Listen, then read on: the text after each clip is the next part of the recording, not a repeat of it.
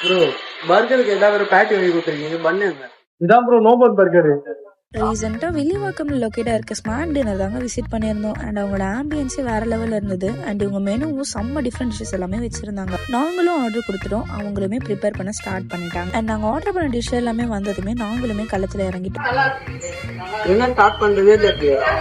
இவன் சொன்ன மாதிரி அந்த நோபன் பர்கர் எங்க ஆரம்பிச்சு எங்க முடிக்கிறதுனே தெரியலங்க. அண்ட் ஒரு பைட் தாங்க வச்சு பார்த்தோம், வாய் ஃபுல்லா ஸ்ப்ரெட் ஆகி டேஸ்ட் வேற லெவல்ல இருந்துச்சு. அடுத்து அவங்களோட கொரியன் லோடட் ஃப்ரைஸ் தாங்க ட்ரை பண்ணியிருந்தோம். சும்மா பேருக்குன்னு ஃப்ரைஸையும் சிக்கனையும் லோட் பண்ணாம டேஸ்டையும் அல்டிமேட்ல கொட்டி கொடுத்துருந்தாங்க. இவங்க ஹனி கார்லிக் சிக்கனை பத்தி சும்மா சொல்லக்கூடாதுங்க, டேஸ்ட் அல்டிமேட்டா இருந்துச்சு. இவங்க பீனட் சிக்கன் ராஸ்பெரி மொஜிட்டோவே ஒரு சேஸ் எடுத்து குடிச்சு பார்த்தா சால்ட் அண்ட் ஸ்வீட் செம்ம ஃபிளேவர்ஃபுல்லா கொடுத்துருந்தாங்க. கடைசியா அவங்களோட சாக்லேட் ப்ரௌனி தாங்க ட்ரை பண்ணியிருந்தோம். அண்ட் சீரியஸ்லி சொல்ல போனா